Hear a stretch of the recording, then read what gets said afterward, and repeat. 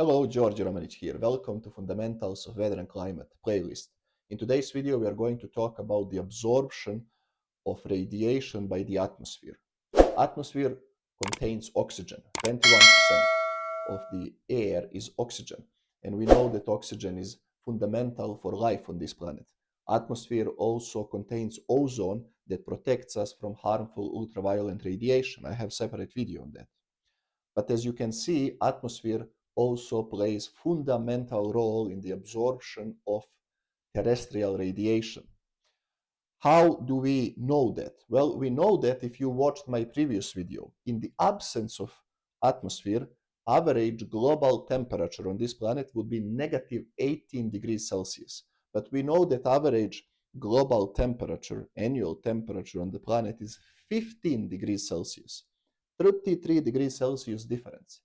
And that difference is due to the atmosphere absorbing terrestrial radiation. Now, here we have a graph that I explained in great details in one of my previous videos. Here is wavelength of radiation. Here is radiation intensity. And we saw that this is what the sun emits. Sun mostly emits at 0.5 micrometers. That's the peak. And then very little is emitted in high wavelength. That is, again, all this is discussed in great details before. That's because sun is very hot, approximately 6,000 kelvins. So thanks to the Wien's law, we know that the maximum wavelength is very, very short compared to the Earth's radiation. So again, this is solar radiation.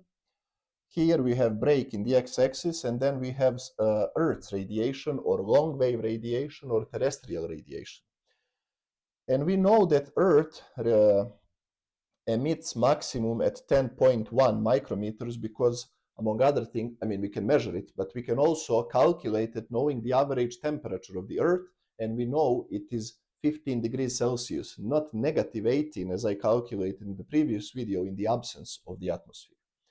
So the sun that is sitting at approximately 6,000 kelvins emits radiation like so at much shorter wavelengths, and the Earth that is sitting at 288 kelvins, approximately 15 degrees Celsius, emits radiation like so. And we said we call Earth's radiation long wave radiation, and we call solar radiation short wave radiation. This is just recap from the previous video. Here is the fundamental figure for today's video. Again, x-axis is wavelength in micrometers or microns for short. Here we have, again, spectrum of radiation that I showed you basically here. This is this figure. So radiation intensity as a function of wavelength, and here we have different gases in the atmosphere. Nitrous oxide, methane, oxygen and ozone, carbon dioxide, H2O or water vapor, and then we have the sum of all of them, namely total atmosphere. Y-axis in each of these is absorption. And absorption of what? Absorption of radiation by these gases and then consequently total atmosphere. So absorption can be zero, namely there is no absorption at a given wavelength, or 100%. All radiation at a given wavelength is absorbed if absorption is 100%.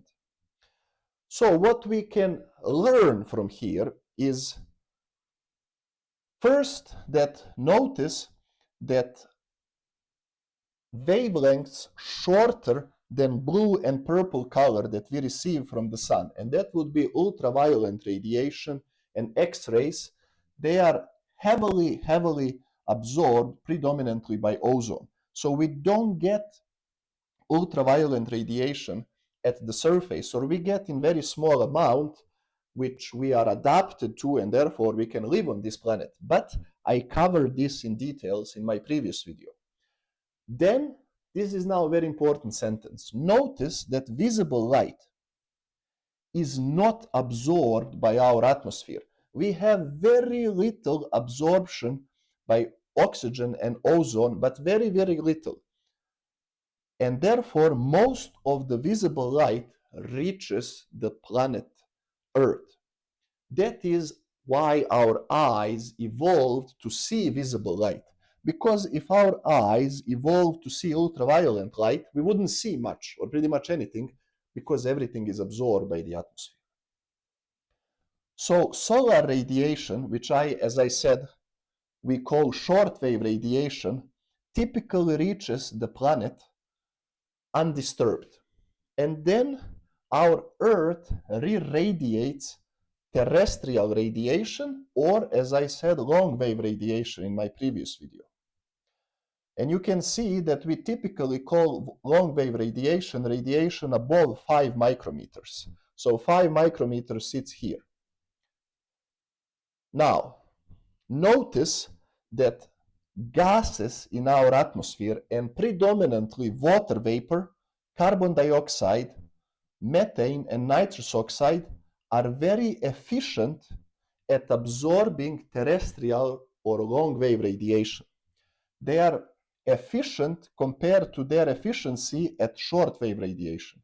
So we would say that atmosphere is selective absorber, absorbs only certain wavelengths, and it is not black body. You will remember again from my previous videos that what is black body? Black body is a imaginary body that absorbs all radiation at a given wavelength. It's very important to understand that black body doesn't have to absorb all possible wavelengths. We can say that object is black body at a given range of wavelengths. But if we say it is black body at a given range of wavelengths, that means it has to absorb 100% of radiation at those particular wavelengths. We can see that the atmosphere is not black body because absorption is rarely 100%. In certain cases it is, but look, here it is not 100%, not 100%, not 100%. Objects that are not absorbing or emitting 100% of radiation at a given wavelength and temperature are known as gray bodies. And the Stefan Boltzmann's law can be adapted to gray bodies. You will remember that Stefan Boltzmann's law said that energy is equal sigma, Stefan Boltzmann constant, 5.67 times 10 to negative 8 kelvins per square meter per Kelvin to power 4 times temperature to power 4. That's the Stefan Boltzmann's law. If we multiply the right-hand side by something called emissivity, epsilon, then we have adaptation of Stefan Boltzmann's law to gray bodies. If epsilon is 1, then that's the black body. If epsilon is less than 1, then that is gray body. And our atmosphere behaves as a gray body. Now, another thing I would like to discuss here is that we can see that in the range of wavelengths between approximately 8 and 11 microns, our atmosphere is not absorbing heavily terrestrial radiation. And this is very important in this red stripe. We call that atmospheric window or infrared window, because radiation in this interval of wavelengths can escape into the outer space, and that is very, very important for temperature equilibrium that we discussed in the previous video. So we can see very high absorptivity between, let's say, 5 and 8 micrometers, mostly thanks to water vapor, and above approximately 12 microns, mostly thanks to carbon dioxide and water vapor. But between approximately 8 and 11 microns, we have atmospheric window, so the radiation can escape into the outer space. Now, in this atmospheric window, the best absorbers are water vapor, O2 and O3, namely oxygen and ozone. And I will say a few more things about that in a few minutes. Now, we can also see that methane and nitrous oxide are also strong absorbers below 8 microns, and therefore CO2, H2O, CH4, and N2O are also known as greenhouse gases in our atmosphere. But in the next video, I will discuss greenhouse effect in more details. Now, how does this absorption of terrestrial radiation increases temperature on our planet? This is now a very important question. Okay, they absorb radiation, so what? Well, there are two ways we can look at it. If there was no atmosphere, this radiation would escape into the outer space. But because there is atmosphere and these gases absorb like so, they absorb radiation. When they absorb radiation, they jiggle more. We studied that in previous videos. When, for example, when CO2 or H2O absorbs terrestrial radiation, it jiggles. As it jiggles, it hits other molecules. What are these other molecules? Well, most likely oxygen, 21%, and nitrogen, 78% of our air. Now, oxygen and nitrogen start jiggling more. Well, jiggling more means temperature of the atmosphere increases. Now, when they jiggle more, they hit Earth's surface, then Earth's surface jiggles more, and you get increase of temperature compared to the case if there was no atmosphere. Another way this effect is important is that, let's say, carbon dioxide or H2O or methane or whatever absorbs this terrestrial radiation. Now it can re-emit it. It can re-emit it upward, namely that radiation goes into outer space and nothing significant happens, but it can also re-emit it down towards the Earth's surface. And then the Earth's surface once again absorbs what it previously emitted, thereby increasing the temperature of our planet. And this is how the atmosphere increases the global average temperature of our planet.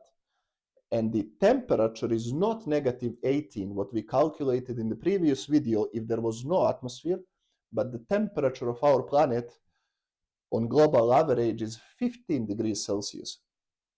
33 degrees Celsius higher than what we would have if there was no atmosphere. Lastly, I also wanted to say that water vapor is very, very strong absorber of terrestrial radiation, as well as liquid water in the clouds.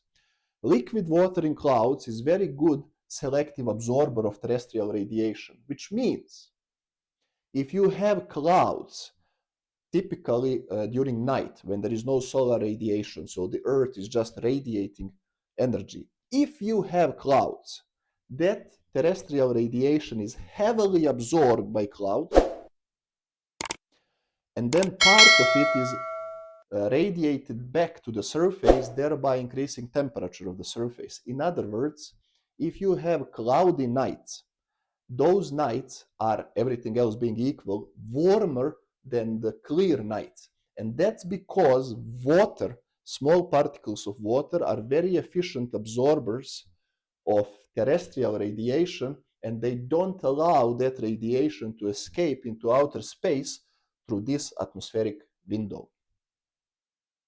In today's video, we learn the absorption of radiation by the atmosphere, absorption of solar radiation, which is negligible, and absorption of terrestrial radiation, which is fundamental for radiative balance of this planet and life on this planet. In next video, we are going to talk about greenhouse effect. Until then, goodbye.